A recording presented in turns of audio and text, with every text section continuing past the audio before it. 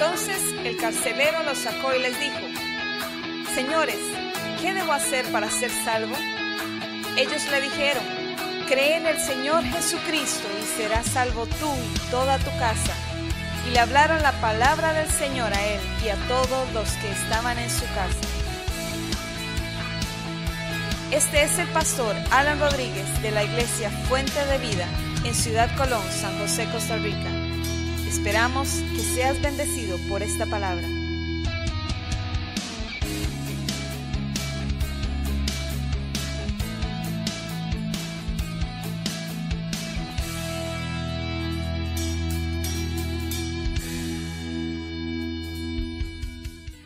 Voy a pedirle entonces que busque San Juan, el Evangelio de San Juan, en el capítulo 16. San Juan, en el capítulo 16, versículo 33. En el mundo tendréis aflicción. Ese es el título de ese mensaje. Dice San Juan, capítulo 16, versículo 33.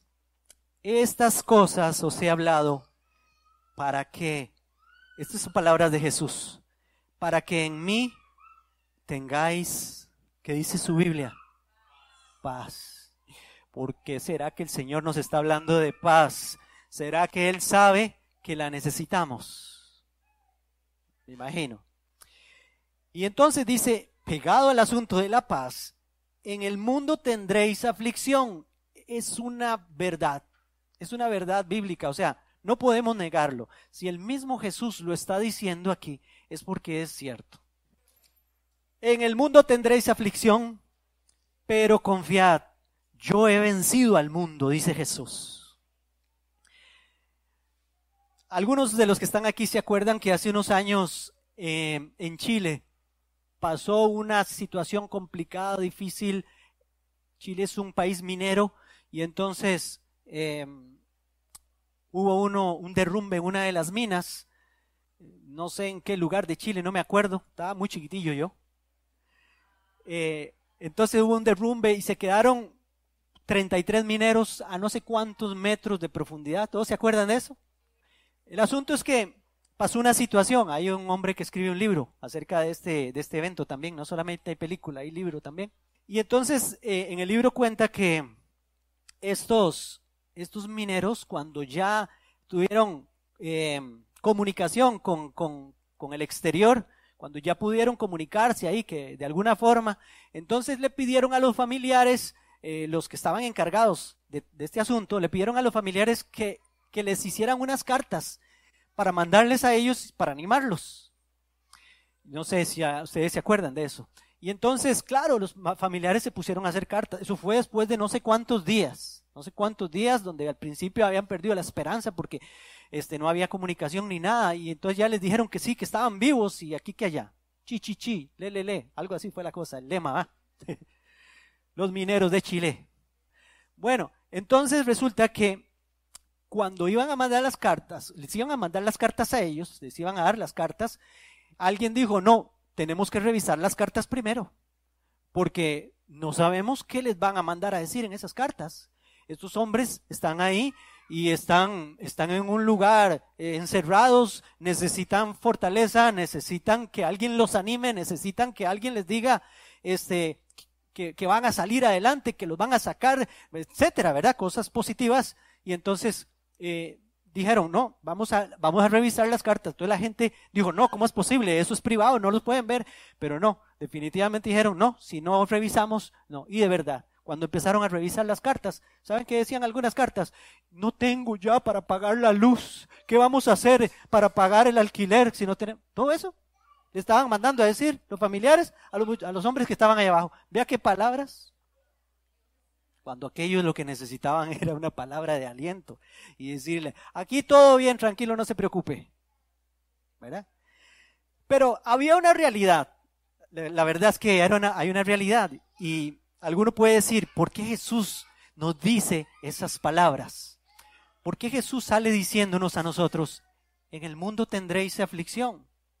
Porque en medio de eso, cuando leímos el versículo, en medio de eso hay dos frases. La primera, estas cosas os he hablado para que en mí tengáis paz. Tenga paz. Luego dice, en medio, en el mundo tendréis aflicción. Pero luego termina diciendo, pero confiad. Yo he vencido al mundo. Y estas cosas son las que vamos a hablar ahora, con la palabra de Dios. Hermanos, cuando estamos en el hoyo de la aflicción, necesitamos escuchar y poner el oído no en las malas noticias, sino mirar las cosas de donde las mira Dios o desde donde las mira Dios, para que no nos vayan a afligir. Pero en medio de todas estas cosas, primero quiero, porque algunos dicen, entonces, ¿por qué la aflicción? Sí, tiene un propósito la aflicción y eso vamos a hablar hoy. Dos partes tiene esto. Que la aflicción también tiene un propósito. Dios nos habla por la aflicción también. Y Dios nos forma en medio de la aflicción. En el Salmo 119, 67, lo van a tener por ahí. No lo busquen, si quieren lo apuntan nada más.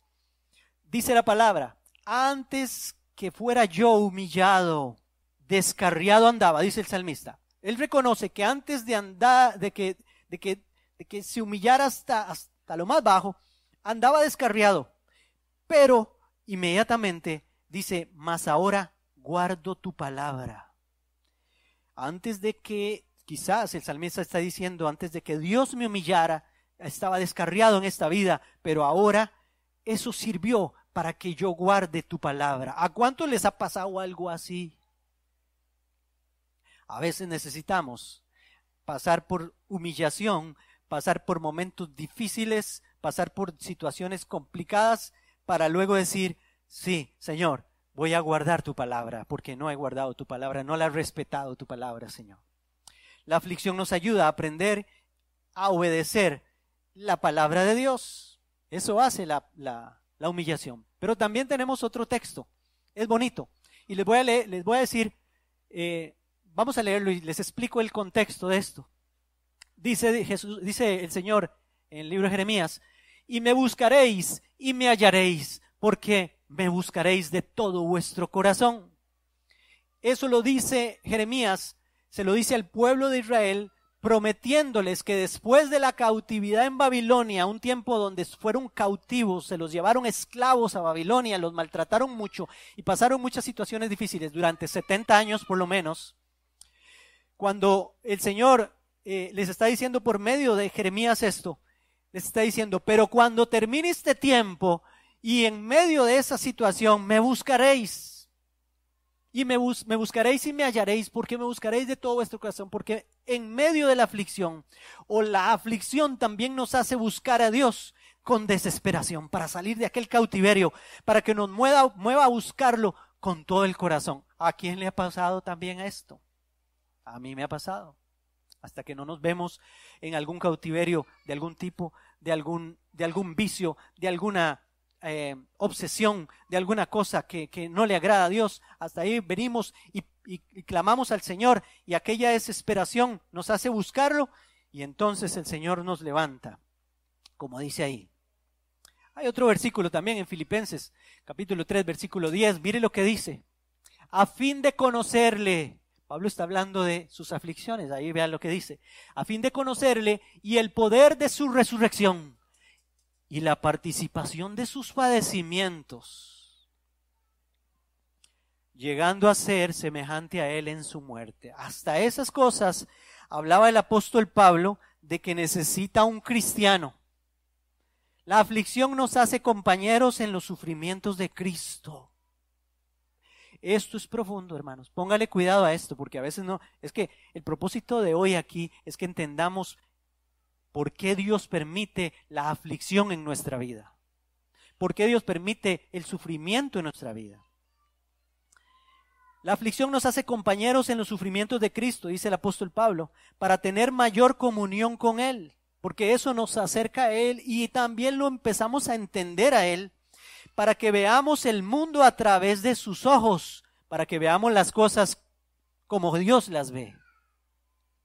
La aflicción nos hace tener compasión de los que están sufriendo, porque hasta que nosotros sufrimos algo, empezamos a tener compasión de aquellas personas que están sufriendo aquellas situaciones. ¿Sí o no? ¿A alguien le ha pasado que hasta que le pasó algo, entiendo. Parece que hasta que tenemos alguna aflicción entendemos a los demás. Y eso es parte de lo que Dios permite, porque a veces somos demasiado duros de corazón y hasta que pasamos situaciones económicas y nos hace falta y tenemos aflicción, empezamos a considerar lo que hemos tenido en la billetera y lo hemos despilfarrado y tirado por el caño. O simplemente no hemos considerado las bendiciones de Dios. Ok, la aflicción se debe mirar y vivir ¿desde dónde? Dice un autor de un libro, la aflicción se debe mirar desde el monte Calvario. Desde donde está Jesús. Porque Él murió y sufrió por nosotros. Y ese autor dice, oiga esta palabra, deja que las gotas de tu sufrimiento, son gotas, deja que las gotas de tu sufrimiento se pierdan en el océano de la aflicción de Cristo. Porque Cristo fue abandonado para que nosotros no seamos abandonados, fue vituperado para que nosotros no seamos vituperados. Jesús sufrió el infierno para que nosotros no lo suframos. Lo que pasó Cristo fue un océano de cosas comparado a las gotitas de nosotros. Esa es la relación que puede haber. Así es que no nos quejemos tanto, vamos al Calvario y veamos a aquel que sufrió por nosotros, sufrió contradicción por nosotros, sufrió un montón de cosas por nosotros, para que ahora nosotros tengamos vida eterna y para que podamos tener la paz que sobrepasa todo entendimiento y podamos sobrellevar estas aflicciones aquí, que son gotitas al final. Vamos al Calvario a verlas desde allá. Tenemos otro versículo. Mire lo que dice Pedro. Puesto que Cristo ha padecido por nosotros en la carne. ¿Qué pasó con Cristo? Padeció en la carne. Vosotros también armados del mismo pensamiento. ¿Cómo? ¿Cómo es que me está recomendando Pedro que me arme de ese mismo pensamiento de Cristo que padeció? Sí. Vamos a ver. Dice, pues quien ha padecido en la carne terminó con el pecado, para no vivir el tiempo que resta en la carne conforme a las concupiscencias, las pasiones de los hombres, sino conforme a la voluntad de Dios. Entonces, ¿para qué nos sirve la aflicción también? Nos hace morir los deseos carnales que nos engañan y nos distraen. De esa forma nos hace más espirituales, formándonos de acuerdo a la palabra de Dios. Cristo padeció en la carne. Mire lo que dice. Armémonos del mismo pensamiento, pues quien ha padecido en la carne terminó con el pecado. Nosotros, cuando sufrimos, entendamos que también Dios quiere arrancar muchas cosas de nuestras vidas pecaminosas, muchas cosas que no le agradan a Dios y que a veces Dios tiene que permitir. Mire, no estoy diciendo que Dios propicia, puede ser, pero tiene que permitir que pasemos situaciones duras en la carne, situaciones difíciles, para que entendamos que tengo que dejar aquello que estoy haciendo que no le agrada a Dios y morir a eso.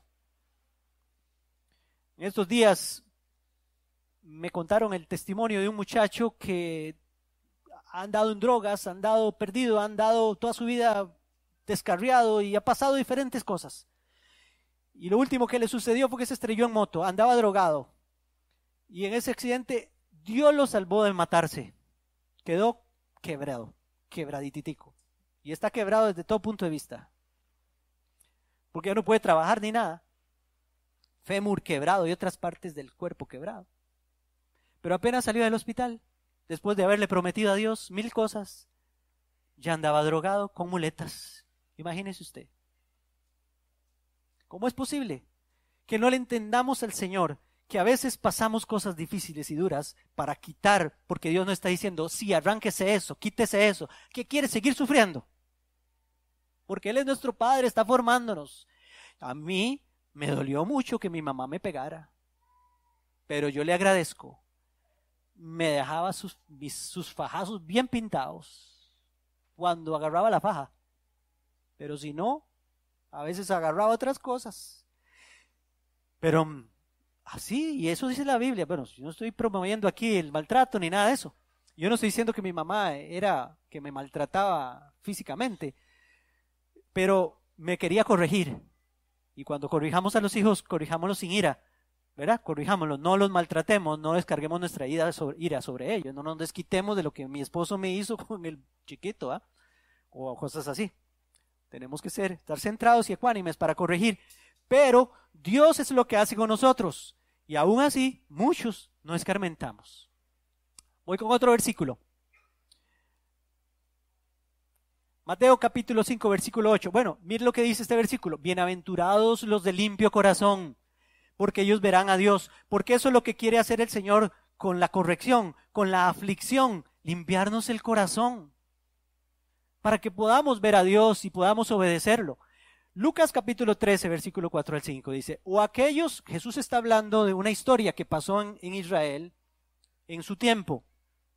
Cayó una torre que había y le cayó sobre un montón que estaban ahí. Y entonces lo que se movía en el ámbito de los que estaban en esa ciudad y cerca de ahí es que les cayó el juicio de Dios ahí. Por pecadores les cayó la torre encima y los mató. Pero mire lo que dice Jesús. O aquellos 18 sobre los cuales cayó la torre en Siloé y los mató. ¿Pensáis que eran más culpables que todos los hombres que habitan en Jerusalén? Os digo, no. Antes, si no os arrepentís, todos pereceréis igualmente. Palabras de Jesús. O sea, no quiero meterles miedo con estas cosas, pero también tenemos que aprender incluso de situaciones difíciles, aflicciones que han pasado otros también. La aflicción tiene que producir en nosotros arrepentimiento y no atesorar las cosas materiales nada más. Ok, voy a otro pasaje. Mire qué lindo es este. Dice, porque hermanos, no queremos que ignoréis acerca de nuestra tribulación que nos ha sobrevenido en Asia, pues fuimos abrumados sobremanera, más allá de nuestras fuerzas, de tal modo que aún perdimos la esperanza de conservar la vida. Si alguno lee el libro Los Hechos, se da cuenta que es que a Pablo le dieron una apedreada, que creyeron que estaba muerto. Imagínense cómo pudo haber quedado. Se levantó y volvió a entrar a la ciudad otra vez. Así que se quitó las piedras de encima. Imagínense los golpes, las heridas, las chichotas, todo lo que tenía Pablo.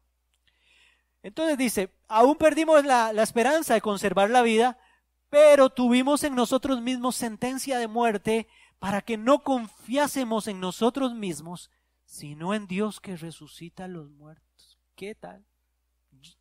Pablo aún en esa apedreada que le dieron, aún ahí vio propósito de Dios. ¿Era culpable Pablo de una apedreada? No, estaba haciendo cosas buenas, sí, andaba predicando el evangelio, pero aún en medio de eso vio la mano de Dios, porque Dios le enseñó, no dependa de usted mismo, yo soy el que resucita a los muertos, hasta eso puedo hacer. Seguro Pablo dijo, Señor, aquí pierdo la vida, hasta aquí llegué, hasta aquí me la prestó Dios, decimos aquí en Costa Rica. Y el Señor le dijo, no, es que tu vida no depende de usted, depende de mí, yo puedo hasta resucitarte los muertos. Eso enseñó el Señor al apóstol Pablo. La aflicción produce confianza en Dios entonces, de que aún en los momentos más difíciles, Dios va a estar ahí. No confianza en nosotros mismos, nos enseña a no depender de los bienes de este mundo, de todo lo material de este mundo, que tal vez estemos agarrados de eso. Dios tiene poder aún hasta resucitar los muertos. Voy más adelante. Mire lo que dice, porque el Señor al que ama disciplina y azota a todo aquel que recibe por hijo. ¿Quién hace eso? El diablo. El Señor. Ay, qué versículo sacó el pastor hoy. Mejor no hubiera venido. El Señor es el que, pero ¿a quién hace eso? Al que ama. Entonces usted diga, cuando está pasando una aflicción, Señor, ¿cómo me amas? En medio de todo esto, estás mostrando tu amor. Acuérdese que en medio de la aflicción, el Señor está mostrándole su amor a usted. Aunque usted no lo entienda en el momento. Y aquellos ciertamente por pocos días nos disciplinaban, está hablando de los padres, como a ellos les parecía, como mi mamá, ¿verdad? Pero para lo que nos es provechoso, está hablando de Dios, para que participemos de su santidad. Es verdad que ninguna disciplina al presente parece ser causa de gozo, sino de tristeza, pero después da frutos, o lo mejor, apacible, de justicia, a los que en ella han sido ejercitados. Es un ejercicio, hermanos. La aflicción llega a convertirse también en un ejercicio. La aflicción produce rectitud y santidad también en la vida de nosotros. Es el instrumento de Dios para formarnos a su imagen santa. Eso dice el pasaje. Produce santidad la aflicción. Otro versículo. 2 Corintios 4:17. Porque esta leve tribulación momentánea, ¿cómo dijo Pablo? Tribulación fuerte. Leve tribulación. El que lo habían apedreado casi hasta la muerte, al que lo habían azotado no sé cuántas veces, el que había pasado naufragios, el que había tenido peligros de todo tipo, el que lo habían latigado no sé cuántas veces, dice, leve tribulación momentánea. ¿Y cómo será la suya entonces? Por eso les digo, son gotas en un océano las tribulaciones de nosotros. Y no quiero menospreciar sus tribulaciones con eso. Y quiero minimizar lo que usted pase. Usted me puede decir, pastor, es que usted no ha pasado lo que yo he pasado. Sí, seguramente no. Y lo respeto. Pero Pablo dice ahí, hermanos, ármense de este pensamiento. Esta tribulación es momentánea y produce en nosotros un cada vez más excelente y eterno peso de gloria. ¿Qué quiere decir eso? Que la aflicción en nosotros nos produce en nosotros un cada vez más grande deseo de estar en los cielos, de la esperanza de la vida eterna. Eso es. Estoy siendo afligido, sí, pero me acuerdo, Dios tiene algo preparado para mí, donde no habrá lloro, ni tampoco habrán lágrimas, ni dolor, ni habrán recibos, ni ninguna cosa que pagar en los cielos. Amén. Usted le puede dar un aplauso al Señor por eso. Ok. Proverbios 20:30 dice, los azotes que hieren son medicina para el malo, pero también para uno. Y el castigo purifica el corazón, ¿sí o no? Eso lo dice la Biblia. La aflicción me ayuda a purificarme el corazón. Tengo que dejarme formar. Vamos más adelante, Hebreos 5:8-9. Y aunque era hijo, hablando de Jesús, por lo que padeció aprendió la obediencia. Está hablando del Hijo. Jesús padeció y según la Biblia en ese pasaje, aprendió obediencia. Hasta Jesús tuvo que aprender obediencia. Entonces parece que es dura la cosa, aprender a ser obediente, tanto que tenemos que pasar aflicción. La aflicción entonces purifica. Dice, y habiendo sido perfeccionado, porque perfecciona la aflicción, vino a ser autor de eterna salvación para todos los que le obedecen. Entonces, hermanos, la aflicción produce madurez. Eso es lo que dice perfección, obediencia, madurez. Se traducen en unas palabras. ¿Se acuerdan cuando Jesús estaba en Getsemaní? Ahí estaba siendo procesado. Todos los pecados estaban cayendo sobre Cristo. Él estaba sufriendo más que nunca. Y en Getsemaní estaba pasando una tristeza profunda como nunca, se estaba muriendo por nosotros, estaba pasando un colapso grande. Y entonces Jesús en Getsemaní dijo, Señor, no se haga mi voluntad, sino la tuya. Entonces, perfección, madurez, se traducen en unas palabras o en esta frase, Padre, no se haga mi voluntad, sino la tuya. Cuando usted llega a ese punto, se puede decir que ya estamos un poquito maduros o ya maduramos. Cuando tenemos la capacidad de en medio de la aflicción fuerte y dura, en medio de las cosas que no entendemos, podamos decirle al Señor, en medio de cosas a veces que parecen injusticias y todo en nuestra vida, podamos decirle, Señor, no se haga mi voluntad, sino la tuya. Eso fue lo que hizo Jesús. Pero ¿qué hacemos nosotros? A veces nos quejamos, o a veces decimos cosas que tal vez no debemos decir, o a veces simplemente no entendemos, o empezamos a luchar contra otras cosas, empezamos a echar la culpa al diablo de todo. Veamos la mano de Dios, aún en medio de las cosas difíciles, porque aún los males, el Señor llega a convertirlos en bienes. Amén, porque todas las cosas le ayudan para bien a los que aman al Señor. Eso dice su palabra. Bueno, voy más adelante, Santiago 5:11 dice, he aquí, tenemos por bienaventurados a los que sufren. Bienaventurados a los que sufren. Es porque Jesús dijo en el Sermón del Monte, bienaventurados los que sufren, los que pasan persecución. Entonces por eso Santiago dijo eso. Habéis oído de la paciencia de Job y habéis visto el fin del Señor. O sea, como lo premió el Señor, que el Señor es muy misericordioso y compasivo. aún después de la aflicción, por medio de aquella aflicción de Job, él aprendió paciencia y el Señor lo premió con misericordia y compasión. Ese mismo versículo, tenemos algo importante aquí. El Señor también nos enseña misericordia, que el Señor es muy misericordioso y compasivo. Por medio de la aflicción aprendemos a ser misericordiosos y compasivos también. Y aquí vamos entrando en una parte muy importante de lo que quiero comunicarles hoy, o que el Espíritu Santo puso en mi corazón para comunicarles. Mire, Juan 16:33, estas cosas os he hablado para que en mí tengáis paz, dice Jesús. En el mundo tendréis aflicción, pero confiad, yo he vencido el mundo. De aquí en adelante voy a dejar ese versículo ahí. Les voy a compartir otros versículos. Ustedes los va a buscar en su Biblia. Es comprensible que el cristiano clame en medio de la aflicción y diga, ¿por qué? ¿Cuántos han dicho por qué en algún momento?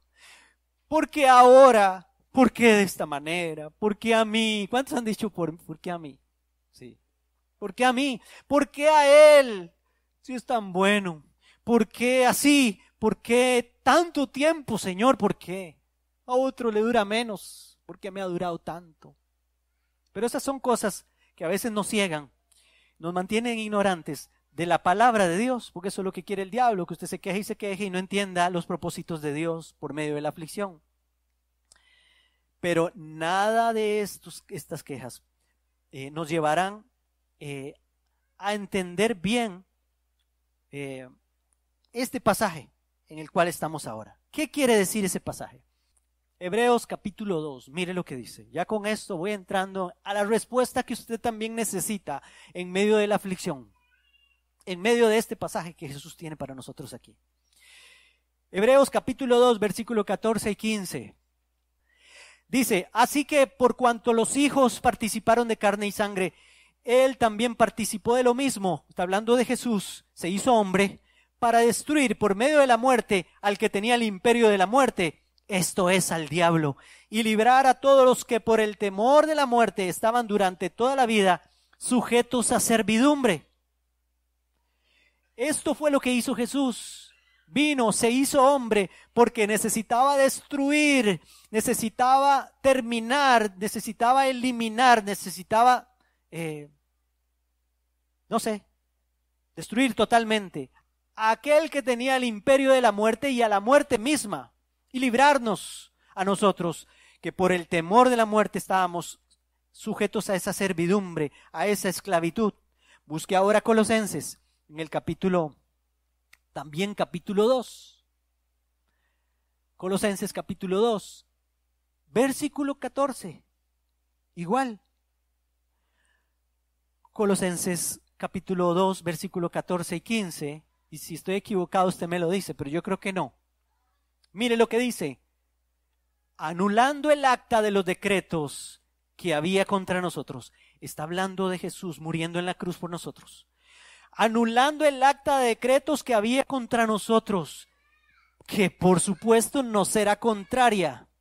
Había un acta de decretos. Algunos relacionan a esta acta de decretos que nos era contraria a la ley que nos acusaba, a la ley que nos condenaba. Pero yo le puedo agregar a esa acta de decretos a todo aquello que nos llevaba a la muerte eterna y que nos señalaba el pecado en la vida de nosotros, y todos aquellos decretos del diablo que se habían levantado contra nosotros desde Adán, un acta de decretos contraria a nosotros. Y dice que Jesús la tomó, esa acta, la quitó de en medio y la clavó en la cruz. ¿Quién fue el que fue clavado en la cruz? Jesús. Esa acta de decretos cayó sobre él. Todos los decretos contrarios contra usted y contra mí cayeron sobre Cristo y fueron clavados ahí. Y dice, y no solo eso, despojando a los principados y a las potestades, los exhibió públicamente, triunfando sobre ellos en la cruz. ¿Cuántos dicen amén? Entonces, el sacrificio de Jesús es una victoria definitiva sobre la maldad de este mundo, sobre los poderes de este mundo. Voy a repetirlo a ver si alguien dice amén. El sacrificio de Jesús es una victoria definitiva sobre la maldad de este mundo, sobre los poderes de este mundo, sobre el príncipe de este mundo, que es el diablo, sobre el pecado de este mundo. Lo que Jesús está diciéndonos hoy en eso de que confía en mí, es que confíen en mí porque yo te he librado del mayor de los sufrimientos, la muerte eterna y el diablo y sus ángeles y todo aquello que había contra nosotros. Este es el mensaje que nosotros necesitamos creer para poder sobrellevar las aflicciones de este mundo. Ya el Señor hizo lo más grande por nosotros. Estas cosas pequeñas que pasamos aquí sirven para formarnos, pero el Señor luchó y murió y lo dio todo hasta la muerte para que nosotros tengamos esperanza de la vida eterna y eternamente ya no tengamos aflicciones. No habrá hambre, ni desnudez, ni ninguna cosa de esas, ni ninguna tristeza. Él te dice hoy, en el mundo tendréis aflicción, pero confía, yo he vencido al mundo. En mí, dice Jesús, tienes perdón de pecados. ¿Cuántos dicen amén? Que se oiga. Tienes vida nueva. Tienes mi presencia. Tienes mi Espíritu Santo. Tienes una nueva relación conmigo. Tienes herencia. Tienes comunión conmigo. Tienes acceso al trono de la gracia. Tienes provisión. Tienes la esperanza de la vida eterna. Y nada de esto lo perderás por la aflicción. Ninguna aflicción te quitará estas bendiciones de Dios. Otro pasaje. Por eso el apóstol Pablo, que había sido tan afligido, en Romanos capítulo 8, versículo 31 en adelante, dice este famoso pasaje, todos lo hemos oído y lo hemos conocido. Romanos capítulo 8, versículo 31 en adelante dice, ¿qué pues diremos a esto?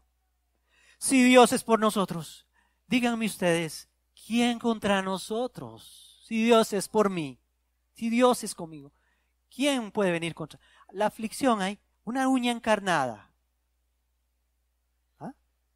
Un dolor en la cintura. Yo sé, hay dolores en la cintura que no nos permiten levantarnos. Pero eso no es nada comparado a la gloria eterna que el Señor tiene para nosotros y a la bendición que Dios nos ha prometido. Y al sufrimiento de Cristo. Voy a seguir leyendo. El que no escatimó ni a su propio Hijo, sino que lo entregó por todos nosotros, ¿cómo no nos dará también con Él todas las cosas? ¿Quién acusará a los escogidos de Dios? ¿Dios es el que justifica? O sea, ¿cómo va Dios a acusarnos si Dios vino a justificarnos? Eso es lo que está diciendo. Si Dios vino a declararte justo, ¿cómo ahora va a decirte culpable, culpable del infierno? No le haga caso, eso es el diablo. Entonces, ¿quién acusará a los escogidos de Dios si Dios es el que justifica? ¿Quién es el que condenará si Cristo es el que murió? No te va a venir a condenar Cristo si murió por usted. No tiene ningún sentido, es lo que dice el apóstol Pablo aquí. Más aún, el que también resucitó, el que además está a la diestra de Dios, el que también intercede por nosotros, hasta eso hace. ¿Va a venir a condenarte Jesús? ¿Va a venir a hacerte sentir mal? ¿Quién nos separará del amor de Cristo? ¿La tribulación? ¿La angustia? ¿La persecución? ¿El hambre? ¿La desnudez? ¿El peligro? ¿La espada? ¿El diablo? Nada nos podrá separar del amor de Dios que es en Cristo Jesús. Entonces el Señor dice, en el mundo tendréis aflicción, pero confiad, yo he vencido todas esas cosas. Y si yo estoy con ustedes y ustedes están conmigo, nada los va a dañar. Solo el Dios sufriente nos puede ayudar ante nuestra aflicción. Jesús sabe todo lo que sufrimos y más que eso. Podemos acudir a Él que sufrió por nosotros. Porque Él venció al mundo por medio de su sufrimiento. ¿Puede ayudarnos en medio de la aflicción el Señor? Él sufrió. Entonces, ¿quieres vencer el mundo y sus aflicciones? Hay un versículo, un pasaje en la Biblia que me gusta mucho, que está en Primera de Juan, y con este terminamos. Primera carta de Juan en el capítulo 5, versículo 4. Mire, si yo creo todas estas cosas, si yo he nacido de Dios, o sea, si yo he creído en Cristo como mi Señor y Salvador, si yo me he arrepentido de mis pecados, todas estas cosas se me van a aplicar a mí. Y esto que dice 1 Juan capítulo 5, versículo 4. Porque todo lo que es nacido de Dios vence al mundo. ¿Quién ha nacido de Dios aquí? Que levante su mano. Nadie dice qué es sin levantarla. entonces usted vence al mundo. ¿Por qué? Porque nació de Dios y Dios está en usted y usted está escondido con Cristo en Dios, dice su palabra. Entonces, y esta es la victoria que ha vencido al mundo, nuestra fe. Si usted tiene fe en eso, usted puede vencer al mundo. Por eso Jesús dice estas cosas. Yo creo que Jesús está en mí. En el mundo tendréis aflicción, pero no teman, no se angustien. Yo ya vencí al mundo, ahora ustedes crean en eso. Eso es lo que quiso decir Jesús. Yo ya vencí la muerte, ya vencí al diablo, ya vencí la aflicción. Ahora, aunque estemos aquí en este hoyo, en esta mina, metidos ahí, nos llegan buenas cartas desde los cielos. Yo sé que tienen aflicción un poquito ahí mientras están en esa mina ahí metidos, dice Dios. Yo sé que están ahí, pero yo les prometo que los voy a sacar de ahí. Mientras tanto sepan que yo ya vencí por ustedes, que yo ya pagué los recibos por ustedes, el recibo de la muerte lo pagué por ustedes, que las deudas, que el acta de decretos que era contra ustedes ahí, ya yo la pagué, nada más necesitan salir, espérense un momento, pero van a tener una gran recompensa en los cielos, cuando yo venga por ustedes y me los lleve para allá. Me costó, vieran, tuve que sufrir, pero no importa, la pasé con gusto esta aflicción porque estaba sufriendo para salvar al mundo entero.